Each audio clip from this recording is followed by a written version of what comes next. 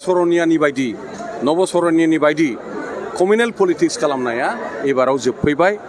बेनिखायनो रायजो राजा आइ आफा बिदा फंबाय बिब' बिनानावमोननिसिम आङो मोनसे आंनिफ्राय बार्ता एबा फोसावनाय एबा खौराङाव हरनो सानदों। बे समखौ जोङो मोनसे सनानि सम एबा गल्डेन माने टाइम होननानै जों बेखौ लानाया मोजां, सनालि हुजुग हिसाबै जों लानाया मोजां। खारन बियो प्रयजनथारमोन। बर' अना बर' होननाया बिभिन्न खेथ्रआव बियो मोनसे खथिकारक, जोंनि थाखाय बिराद मोनसे गाज्रिमोन।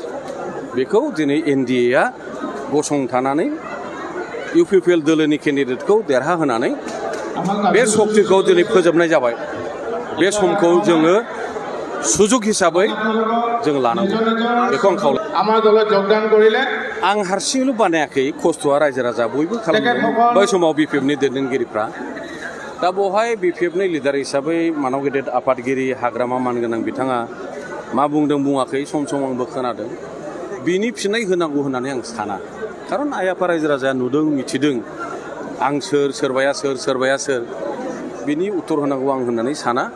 आं मोनसेल' खोथाखौ बुजियो जे माहारिनि थाखाय खौसेथिया प्रथम गिबिसिना जाहैबाय जोंनि खौसेथि। खारन बे खौसेथियासो जोंखौ गसंथा होगोन। बड'फाया बुंलांदों डिभाइडेड उइ फल।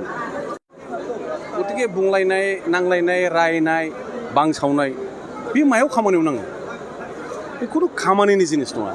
गतिके नांलायनाय, खमलायनाय, गाज्रि मुं सोलायनाय बेफोरखौ जों बावनांसिगौ। आरो जों माखौ जोंनि जेनेरेसननो जों मा फोरोंनो लुबैदों? जोंनि गथ' गथायनो, फंबाय बिनानावनो जों मा फोरोंनो नागिरदों? जोंनि फंबाय बिनानावखौ जुदि मानसि खालामनांगौ, गोजौआव लांनांगौ, बिसोरनि साननाय हनाय बेबहार पाथियाबोथ' थिग जानांगोन। होमब्ला जों जुदि सिनियर जानानै गाज्रि गाज्रि खोथा, नांलायनाय, खमलायनाय, जोंनि बर' रावाव जेखौ गालखाब गैयै होनना बुङो, बेथ' समायलाना दिनैनि दिनाव। बेखौ नांथारला। जोंनो खौसेथि, अनलायनाय, जोंनो बेखौ बर' माहारि हिसाबै बिजाथिमोन जोंना जेन'बा सानसुमादा रन्जित शेखर मुसाहारि सार, मानाव गेदेर उरखावग्रा ब्रह्म, आं बिपिएफनिफ्राय साब्रैजों जों जेसेबां भट मोन्दों बे भटखौ जुदि जों ज' खालामनानै नायो, हिरा सरनिया बेखौ बिट खालामनानै 2.5 लाखनि बांसिन मार्जिनाव बे देरहादों।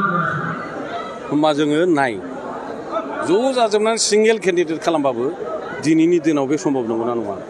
बेखायनो आं बुंदों जे एनडिएआ दिनै इउपिपिएलनि केन्डिडेट एबा बिजाथिखौ समर्थन होदों। बे बिराद जोंनि थाखाय गिदिर खोथा। बेखौ जों मोनसे अपरचुनिटि, गल्डेन अपरचुनिटि हिसाबै जों लानांगौ। प्रेक्टिकेला बे। आरो ओंखायनो बुंदों आङो, समयनि दाबि, जों समखौ बुजिनांगोन। Thank U.